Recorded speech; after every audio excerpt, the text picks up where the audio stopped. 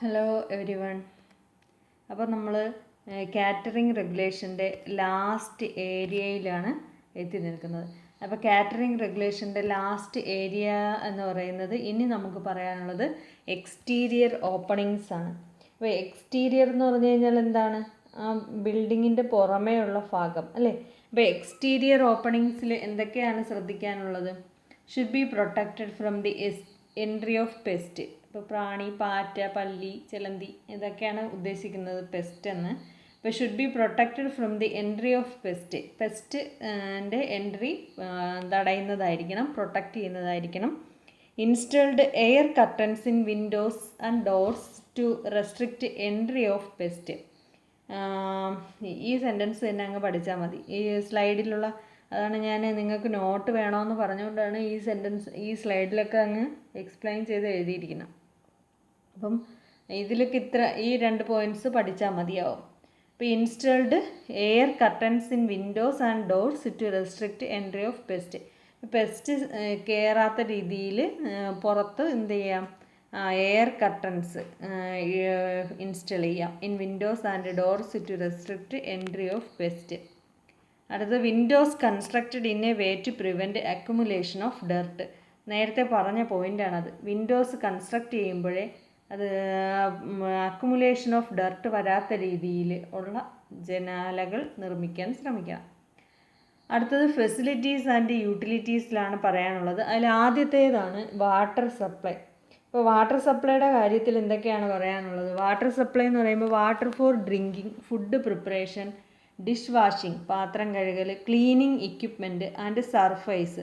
ഇപ്പോൾ ഡെയിലി ഇക്വിപ്മെൻറ്റ്സും സർഫേസും ഒക്കെ കഴുകണം. Directly or indirectly in contact with food, preparation of ice and steam should be of portable quality. എന്ന് കഴിഞ്ഞാൽ ശുദ്ധജലമായിരിക്കണം. ശുദ്ധജലം കുടിക്കാൻ വേണം, ഫുഡ് പ്രിപ്പറേഷന് വേണം, പാത്രം കഴുകാൻ വേണം, എക്യുപ്മെൻറ്റ്സ് ക്ലീൻ ചെയ്യാനും സർഫേസ് ക്ലീൻ ആക്കാനും, അതുപോലെ പ്രിപ്പറേഷൻ ഓഫ് ഐസ്. അപ്പോൾ ഇതിനെല്ലാം എന്ത് വേണം? വൃത്തിയുള്ള വാട്ടർ ആയിരിക്കണം യൂസ് ചെയ്യേണ്ടത്. പോർട്ടബിൾ ക്വാളിറ്റി, നല്ല പോർട്ടബിൾ ക്വാളിറ്റിയുള്ള എന്ന് വെച്ച് കഴിഞ്ഞാൽ ശുദ്ധജലം യൂസ് ചെയ്യണം. Should be adequate and hot and cold running water should be available in the food preparation area. ഇനി ഫുഡ് പ്രിപ്പറേഷൻ ഏരിയയിൽ ഹോട്ട് വാട്ടറിന് ഹോട്ട് വാട്ടറും കോൾഡ് വാട്ടറിന് കോൾഡ് വാട്ടറും റണ്ണിങ് വാട്ടറും നമുക്ക് അവൈലബിൾ ആയിരിക്കണം. ഇനി ടാപ്പ് വാട്ടർ ഇല്ലാത്ത സിറ്റുവേഷൻസിലാണെങ്കിൽ water should be stored in clean non corrosive containers. അപ്പോൾ നല്ല നോൺ കൊറോസീവ് കണ്ടെയ്നേഴ്സിൽ തുരുമ്പിക്കാത്ത അടപ്പുള്ള നല്ല വലിയ കണ്ടെയ്നറുകളിൽ വെള്ളം സൂക്ഷിച്ച് വെച്ചിരിക്കുകയും ഒരു ടാപ്പ് കണക്ട് ചെയ്ത് എടുക്കാൻ പറ്റുന്ന രീതിയിൽ സ്റ്റോർ ചെയ്തിരിക്കുകയും വേണം. അപ്പം ടാപ്പ് വാട്ടർ ഇല്ലാത്ത സ്ഥലമാണെന്നുണ്ടെങ്കിൽ എന്ത് ചെയ്യണം? നോൺ കൊറോസീവ് ക്ലീൻ കണ്ടെയ്നറിൽ സൂക്ഷിച്ച് വെച്ചിരിക്കുകയും ഒരു ടാപ്പുമായിട്ട് കണക്ട് ചെയ്ത് അതിലൊരു ടാപ്പ് പിടിപ്പിച്ചിരിക്കുകയും വേണം.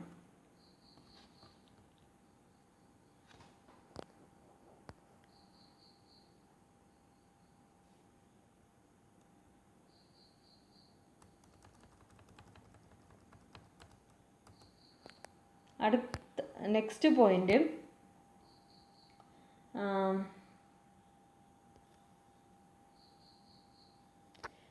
പോയിന്റ് പറയുന്നത് പേഴ്സണൽ ഹൈജീൻ ഫെസിലിറ്റീസ് ആണ്. ഇപ്പോൾ പേഴ്സണൽ ഹൈജീൻ ഫെസിലിറ്റീസിൽ എന്തൊക്കെയാണ്? പേഴ്സണൽ ഹൈജീൻ ഫെസിലിറ്റീസ് ശ്രദ്ധിക്കേണ്ട കാര്യങ്ങൾ: ഒന്ന്, ഹാൻഡ് വാഷിംഗ് ഫെസിലിറ്റി. ഇപ്പോൾ കൊറോണ കാലത്ത് നമ്മളെപ്പോഴും പേഴ്സണൽ ഹൈജീന് ശ്രദ്ധിക്കുന്ന കാര്യങ്ങളാണ് ഹാൻഡ് വാഷിംഗ്, പുറത്ത് പോകുമ്പം ഹാൻഡ് സാനിറ്റൈസർ, കടകളിൽ കയറിയാലും വാഹനത്തിൽ കയറിയാലും ഹാൻഡ് സാനിറ്റൈസർ ഉപയോഗിക്കുക, ഹാൻഡ് വാഷ് ഉപയോഗിക്കുക, മാസ്ക് ഉപയോഗിക്കുക എന്നുള്ള കാര്യങ്ങളൊക്കെ. അതുപോലെ ഇവിടെ ഒരു കാറ്ററിംഗ് ഇൻസ്റ്റിറ്റ്യൂട്ട്സിൽ ഹാൻഡ് വാഷിംഗ് ഫെസിലിറ്റി ആർക്കാണ് വേണ്ടത്? At least 1 hand washing station shawl be provided in each food preparation area. അപ്പോൾ ഓരോ ഫുഡ് പ്രിപ്പറേഷൻ ഏരിയയിൽ ഇത് ആർക്ക് വേണ്ടിയിട്ടാണ്? അപ്പോൾ എംപ്ലോയീസിന് വേണ്ടിയിട്ടാണ് ഒരു ഹാൻഡ് വാഷിംഗ് ഫെസിലിറ്റി പ്രൊവൈഡ് ചെയ്യണം. Additional hand wash stations may be required depending on the type and extent of activity. വേണമെങ്കിൽ ഒരെണ്ണം കൂടെ ആവശ്യമെന്നുണ്ടെങ്കിൽ ഒരു ഹാൻഡ് വാഷിംഗ് ഫെസിലിറ്റിയും കൂടെ വയ്ക്കുക. അറ്റ്ലീസ്റ്റ് ഒരെണ്ണം വേണം. ഇനി എംപ്ലോയീസിൻ്റെ എണ്ണം കൂടുതലാണ്, അല്ലെങ്കിൽ ഒന്നുകൂടെ അവിടെ ആവശ്യമാണെന്ന് തോന്നുകയാണെങ്കിൽ, റിക്വയർഡ് ആണെന്ന് തോന്നുകയാണെങ്കിൽ ഒന്നും കൂടി പ്രൊവൈഡ് ചെയ്യും. ഇനി എംപ്ലോയീസിന് തന്നെ പേഴ്സണൽ എന്ന് ഉദ്ദേശിക്കുന്നത് തന്നെ സ്റ്റാഫാണ്. പേഴ്സണൽ PERSONNEL ആണ്. പേഴ്സണൽ സ്റ്റാഫ് എന്നാണ് അർത്ഥം. അപ്പോൾ ടോയ്ലറ്റ് ഫെസിലിറ്റീസും ഡ്രസ്സിങ് ഏരിയാസും കൂടി അവർക്ക് പ്രൊവൈഡ് ചെയ്യുക. എംപ്ലോയീസിന് വേണ്ടിയിട്ട് adequate toilet facilities conveniently located ആയിരിക്കണം.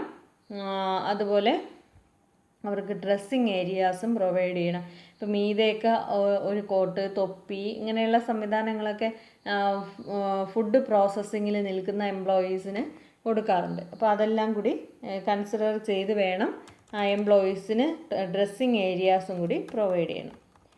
ഡ്രെയിനേജ് ആൻഡ് വേസ്റ്റ് ഡിസ്പോസലാണ് അടുത്തത്. ഇനി ജലം ഉണ്ടാവുമല്ലോ, അതായത് ഇപ്പോൾ പാത്രങ്ങൾ കഴുകുന്നതും വാങ്ങിക്കൊണ്ടുവരുന്ന മലക്കറിയും ഫ്രൂട്ട്സും ഒക്കെ കഴുകുമ്പോഴും ഒക്കെ എന്തായാലും കാറ്ററിംഗ് ഇൻഡസ്ട്രിയിൽ ഡ്രെയിനേജിൻ്റെ ആവശ്യമുണ്ട്. അപ്പോൾ ഡ്രെയിനേജ് ആൻഡ് വേസ്റ്റ് ഡിസ്പോസൽ എങ്ങനെയാണ്? Drain should be easy to clean and inspect. അപ്പോൾ ഡ്രെയിനേജ് എന്ന് പറയുമ്പോൾ ഈസി ടു ക്ലീൻ ആയിരിക്കണം, പരിശോധിക്കാൻ പറ്റുന്ന രീതിയിലായിരിക്കണം നമ്മൾ പ്രിപ്പയർ ചെയ്ത് ഇൻസ്റ്റാൾ ചെയ്യേണ്ടത്. Drains should be smooth, preferably tiled in all 3 sides. ഇപ്പോൾ ഡ്രെയിനേജുകളെല്ലാം, ഓടകളെല്ലാം 3 സൈഡും ടൈല് ചെയ്തിട്ടുള്ള രീതിയിലായിരിക്കണം.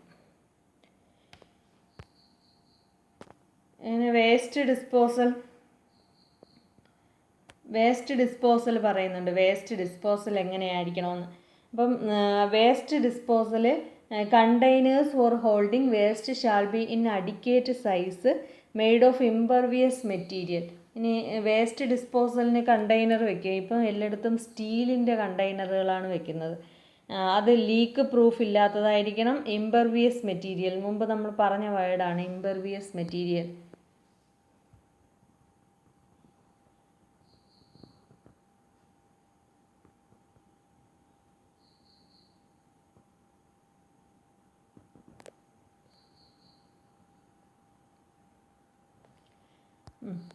അതെ, ഇംപെർവിയസ് മെറ്റീരിയൽ എന്ന് പറയുമ്പോൾ വാട്ടർ പ്രൂഫ് ആയിരിക്കണം, വെള്ളം വലിച്ചെടുക്കാത്തത്.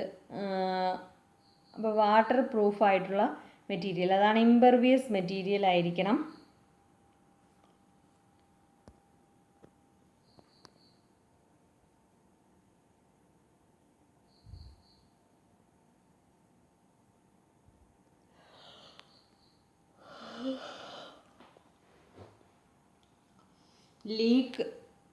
Leak proof, clearly identified, easy to clean and where necessary to disinfect shall be provided in the premises for collection of waste material.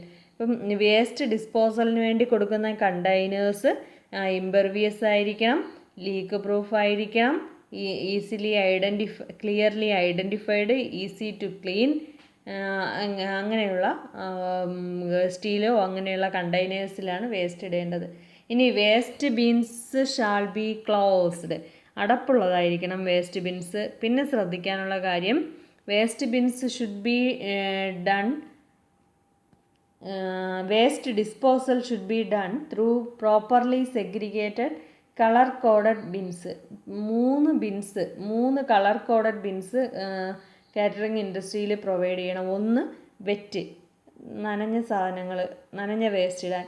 2 dry, ഉണങ്ങിയ വേസ്റ്റുകൾ ഇടാൻ. 3 അതർ മെറ്റീരിയൽ. ഇങ്ങനെ 3 വേസ്റ്റ് ഡിസ്പോസൽ കണ്ടെയ്നറുകളാണ് ഒരു catering ഇൻഡസ്ട്രിയിൽ provide ചെയ്യേണ്ടത്. 3 കളറിലായിരിക്കണം. 1 wet waste ഇടാൻ, 1 dry waste ഇടാൻ, മറ്റത് അതർ മെറ്റീരിയൽസ് ഇടാൻ. ഇനി ക്ലീനിങ്ങിൽ എന്തൊക്കെ കാര്യങ്ങൾ ശ്രദ്ധിക്കണം?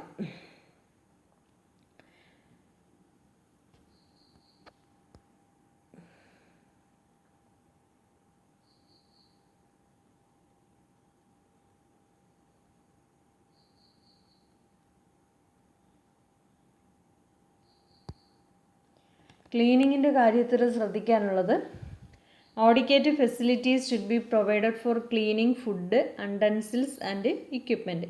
ഇപ്പം പാത്രങ്ങൾ, അതുപോലെ ഇപ്പം വാങ്ങിക്കൊണ്ടുവരുന്ന ഫ്രൂട്ട്സും വെജിറ്റബിൾസ്, അതുപോലെ ഫുഡ് ഐറ്റംസ് സൂക്ഷിക്കുന്ന എക്യുപ്മെൻറ്റ്സ്, ഇതെല്ലാം കഴുകുന്നതിന് അഡിക്കേറ്റീവ് ഫെസിലിറ്റീസ് ഉണ്ടായിരിക്കണം. ഇനി പാത്രങ്ങൾ കഴുകുമ്പോഴാണെങ്കിൽ adequate supply of hot and cold water, ചൂടുവെള്ളത്തിൽ കഴുകാനുള്ളത് ചൂടുവെള്ളത്തിലും കോൾഡ് വാട്ടറും ആവശ്യത്തിന് ഉണ്ടായിരിക്കണം. The washing sink, tap etcetera shall be made of corrosion resistant materials. നമ്മുടെ ഇതെല്ലാം കഴുകാൻ ഉപയോഗിക്കുന്ന സിങ്ക്, അതുപോലെ ടാപ്പ് ഒന്നും തുരുമ്പെടുക്കാത്തതായിരിക്കണം. Adequate storage facilities should be provided as necessary stored away from food handling.